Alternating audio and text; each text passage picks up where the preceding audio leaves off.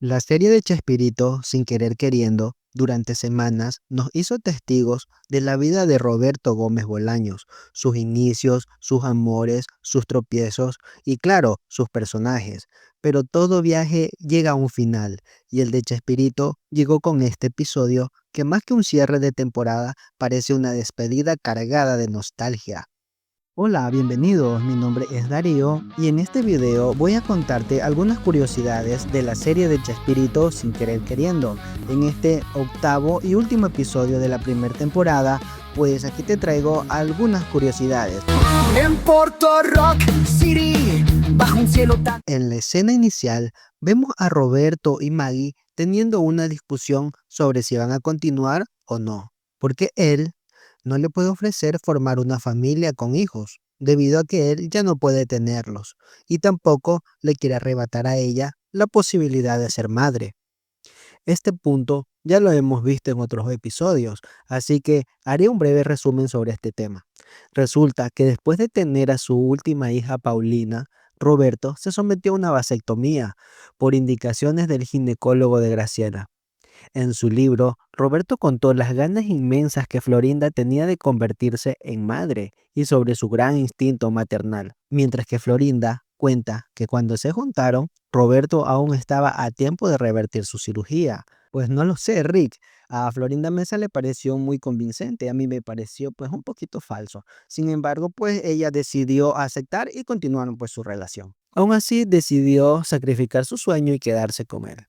Una decisión pues que Florinda supuestamente jamás le reprochó y tampoco le guardó resentimiento. En este capítulo abordan también la boda de su hija Graciela, la mayor de sus hijos.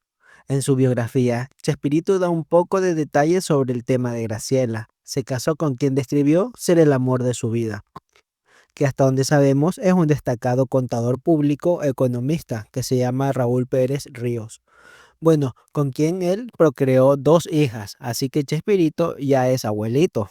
A Ana Lorena la vemos al final del episodio, cuando a Chespirito, en su faceta de abuelo, vemos que tenía 12 nietos, a quienes en su libro lo describe como los 12 mejores nietos del mundo.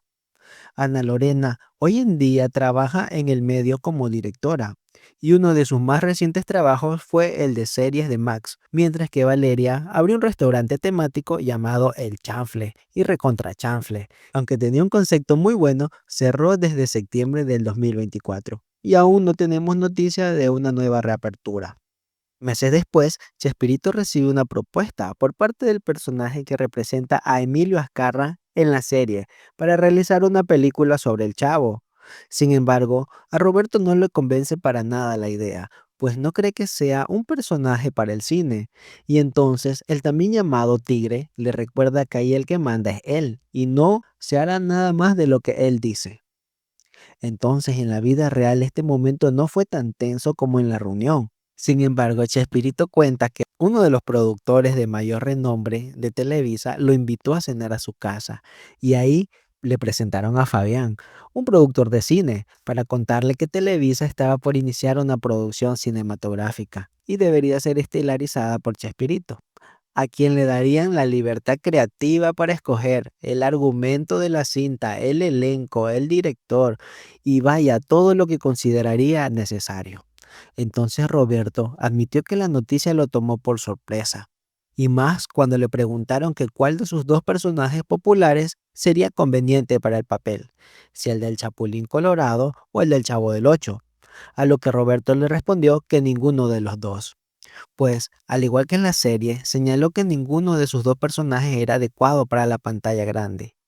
Resulta que el Chavo del Ocho comenzaba la limitación, porque pues como sabemos, su escenario es naturalmente la vecindad, un escenario al que el público de la televisión ya está acostumbrado y no sería fácil evadirse. También estaba la dificultad de encontrar un argumento que fuera representativo de la serie, pero sin ser repetitivo. Además, dijo que le resultaba grotesco imaginar su rostro proyectado en el enorme tamaño de la pantalla de cine, comparado con el tamaño de la televisión. Si bien jamás pretendió hacer creer al público que era un niño, el público ya había aceptado que era un adulto representando a un niño, pero en ese entonces ya tenía 48 años. y la primera vez que le dio vida a esta persona tenía 42. Y aunque todavía era ágil, las arrugas harían menos posible el acercamiento de cámaras a su rostro. Ahora, veamos qué pasaría si fuera película del Chapulín. El cine exigiría trucos mucho más espectaculares que los presentados en la serie de televisión. Y eso, el cine representa un costo prohibido para las películas mexicanas. Además, la intuición le decía que también el público no le agradaría pagar por un boleto de cine para ver exactamente lo mismo que podía ver gratis en la televisión. Así que se puso a trabajar, puso a andar su imaginación, se puso a escribir y bueno, escribió lo que sería el argumento de su primer película. Y fue entonces que recordó su pasión deportiva, el fútbol, el cual era también la pasión deportiva de mucha gente. Así que dijo que le fue muy fácil escribir el argumento del chanfle, al igual que conformar el elenco que todos los actores de su grupo habitual serían. Entonces, Chespirito representaba al aguador del Club América, apodado el Chanfle. Florinda hacía el papel de su esposa. Rubén Aguirre, el presidente del equipo, Ramón Valdés, el director, Carlos Villagrán, uno de los futbolistas, Edgar Vivar, el médico del equipo, y María Antonieta, la secretaria. Mientras que Chato Padilla y Angelina Fernández eran un matrimonio punto y aparte del equipo. Todo esto bajo la dirección de Enrique Segoviano. Lo que llamaba la atención es que en la serie Roberto dice que El Chanfle es su primer película y que ahora sí está escrita por él y para él. Pero yo no creo nada de eso, sino que también pues sus actores nuevamente encajaban en una perspectiva perfecta, si se dan cuenta de la personalidad y los intereses. Empecemos por Edgar Vivar. Al igual que su personaje es médico también en la vida real, Carlos con un ego por los cielos, tal como en ese momento cuenta que el actor lo tenía. Y bueno, ¿qué tal Roberto y Florinda? Un matrimonio. ¿Coincidencia? No lo creo. Y bueno, con un hijo todavía que venía en camino. Pareciera como si Chespirito estuviera buscando cumplir su sueño y el sueño de ambos de estar juntos se plasmaba en una realidad alternativa que tanto deseaban. Aunque yo solo creo que exageró un poco pintando al chanfle como un hombre súper fiel y honesto. El chanfle resultó ser un tremendo hit, rompiendo los récords de taquillas existentes hasta ese momento. Fue la película más taquillera de 1979, lo que dio pie a una secuela que se estrenaría en 1982, con el mismo elenco, excepto que Don Ramón y Carlos Villagrán ya se habían separado del grupo en ese momento, y está dirigida por el mismo Chespirito. El Chanfle es considerada la primera película de telecine, conocida hoy como videocine, aunque en el momento del rodaje era más bien como una producción independiente. Azcárraga, como propietario del Club América, fue que le exigió que cambiara de equipo en la película. Si bien los conflictos de intereses influyeron, Roberto Gómez Fernández reveló en una entrevista con Javier Alarcón hace un par de años que su padre cambió de equipo a raíz del chanfle, porque a la hora del rodaje necesitó de jugadores profesionales, así que buscó a distintos equipos, entre ellos las Chivas, con quien dijo tuvo unas experiencias negativas que le bastaron para que dejara de apoyar a ese equipo, mientras que con el América resultó totalmente distinto y a partir de ese momento se hizo americanista. Y bueno, ojo con este dato, aunque la serie realmente la rodaron en el mismo hotel, el hotel de Acapulco, hoy en día ese hotel ya pertenece a los Azcárraga.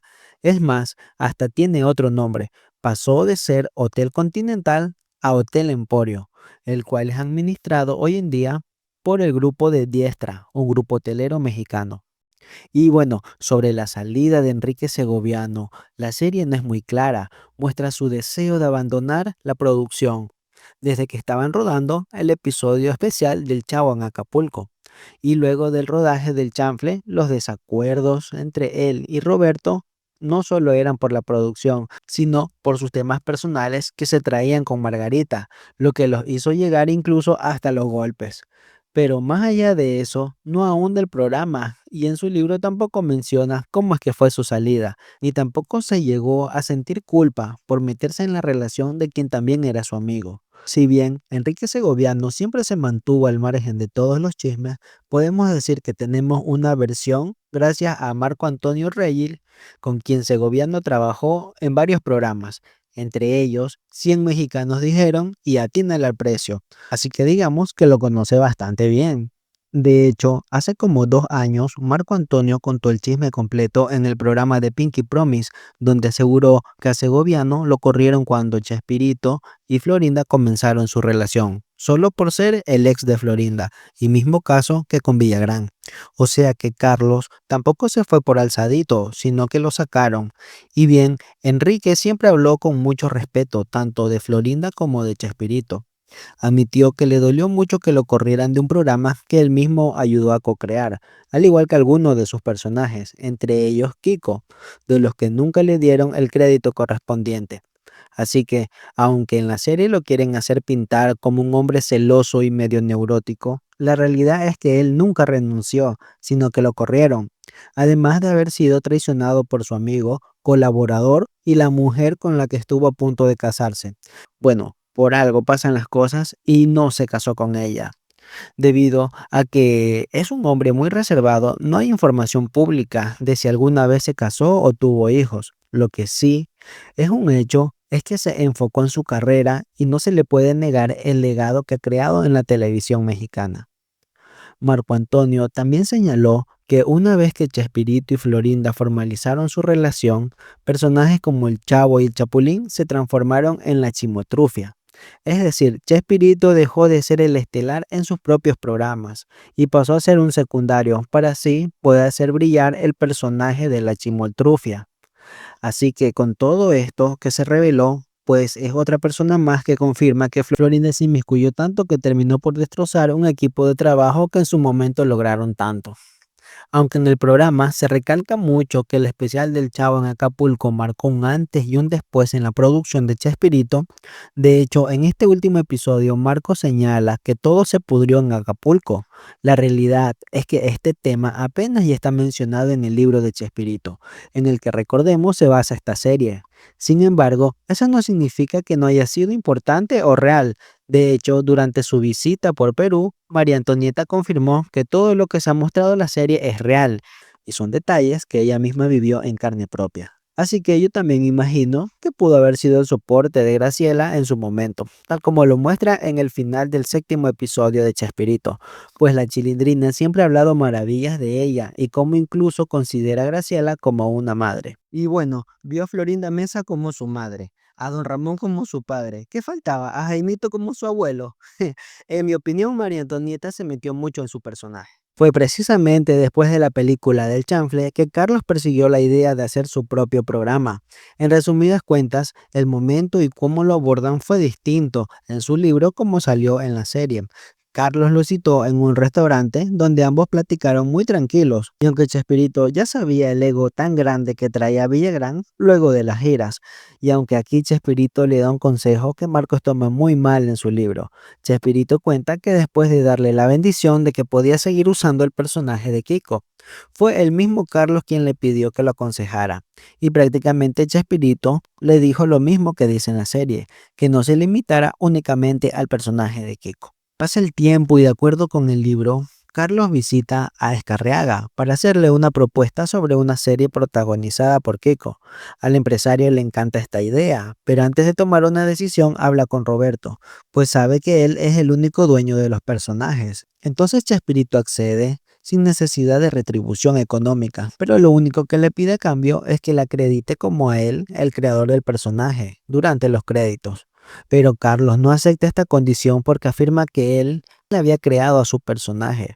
Entonces Roberto se molesta y dice que si es así no autoriza nada. Y prácticamente a partir de ahí Carlos fue vetado de Televisa.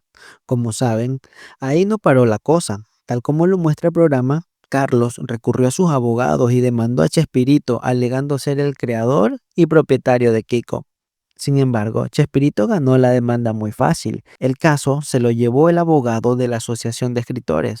Las pruebas sobraban, y el papel que Horacio dice que Marco firmó cuando hicieron el negocio de venta se refiere a un documento que todos los actores del Chavo firmaron a raíz de un contrato en Perú para un negocio de merchandising, donde reconocían que Chespirito era el creador de los personajes. Una vez superado el tema, los abogados le dieron la opción a Chespirito de contrademandar y así impedir que Kiko trabajara usando su personaje en cualquier otro lugar.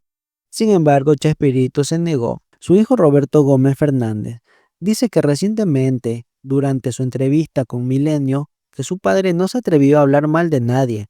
No obstante, siempre hay distintas versiones de una misma historia y al final ellos solo sabrán qué es lo que realmente pasó.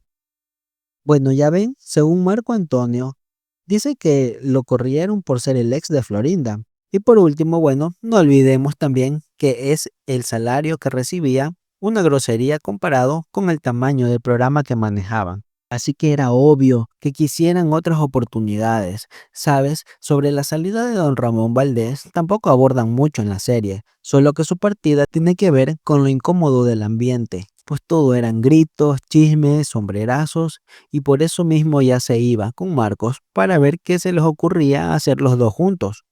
El tema de su descontento no es para nada un secreto. Su hijo Esteban Valdés ha dicho en reiteradas ocasiones que su padre no estaba nada feliz con la nueva directora, o sea, con Florinda, porque era muy autoritaria. Por otro lado, su nieto Miguel Valdés, quien ha estado haciendo videoreacciones de los últimos capítulos con aportaciones valiosas sobre este último episodio, afirmó que su abuelo llegaba quejándose ahora de la nueva directora, que todo ya era completamente le pertenecía a Florinda, quien se la vivía corrigiéndolo, a pesar de que llevaba ya años haciendo el mismo papel. Aclaró que no era una cuestión de género, sino que la actitud que tenía esta señora. En resumidas cuentas, la razón por la que se fue don Ramón fue por Florinda. Y bueno, también porque años y años de tener la misma grabación, ellos ya como que quieren pues experimentar un nuevo ambiente, ver su proyección como famosos que tanto pueden llegar a lograr pues nuevos objetivos, a lo mejor independiente o con un grupo. En este caso pues ellos ya estaban pues como saturados de la misma rutina y tantos años de lo mismo, más lo que vino ahora Florinda, eso terminó por la separación de don Ramoncito, Monchito. Y lo peor es que Roberto no hacía ni decía nada.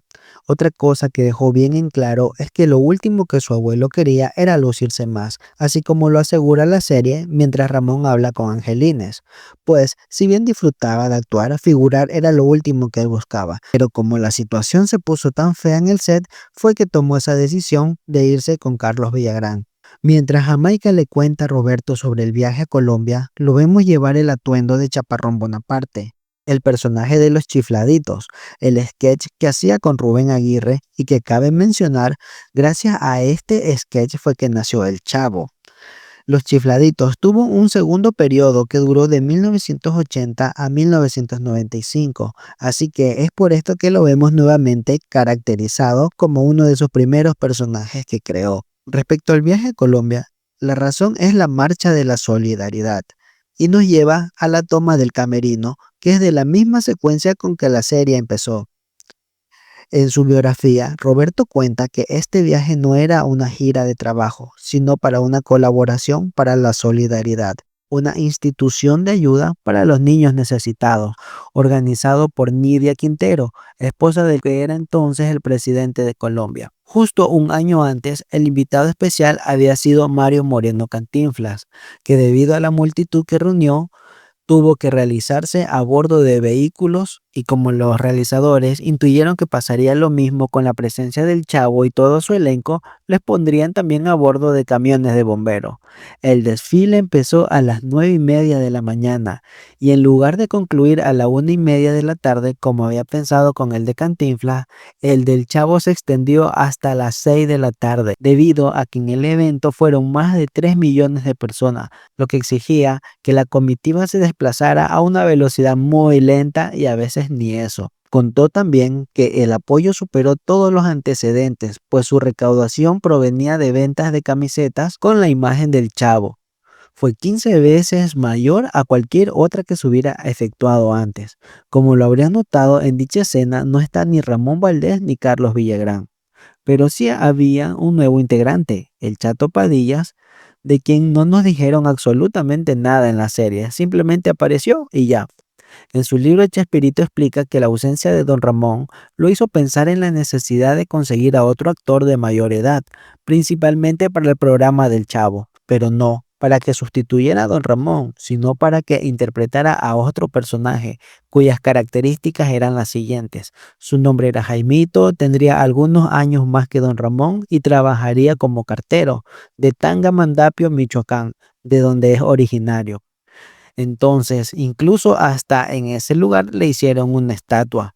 Por cierto, y hablando de estatuas, ya les dije que había una iniciativa para que retiraran la estatua de Florinda Mesa, que está ubicada en Zacatecas, donde ella nació, luego de que la actriz fuera cancelada en redes sociales. Pero lo que sé en la última actualización de este tema es que no derribaron nada, ni siquiera acudieron muchas personas al evento, lo que sí fueron bastantes municipales, pues para controlar alguna especie de manifestación de odio que pueda salirse del lugar y que Florinda Mesa es una hija distinguida de Suchipila, así que su estado y su estatua sigue ahí. Sobre una segunda temporada no hay ninguna noticia confirmada y aunque el último episodio cierra de una manera contundente, la serie tuvo un gran apogeo que no extrañaríamos que le dieran luz verde, además de que esta temporada únicamente abarcó la mitad de su biografía, así que hay mucho por contar. Si quieres que analicemos un episodio de Kiko después de que se fue del Chavo, déjame un like en este video. Independientemente de las decisiones que tomó Chespirito o lo que él llegara a hacer con sus relaciones, lo que no podemos negar es que Chespirito fue parte de nuestras culturas, parte de nuestra esencia y le permitimos entrar en nuestras casas. Al ser parte de nuestra infancia, no podemos negar que Chespirito ahora se ha convertido en una leyenda. Y gracias por llegar hasta el final. De momento me despido, mi nombre es Darío y nos vemos en el próximo video. Todos somos amigos, sin importar quién gobierna o no. Bebemos cerveza juntos. Al son de la música, en esta ciudad rockera, donde los sueños se hacen realidad.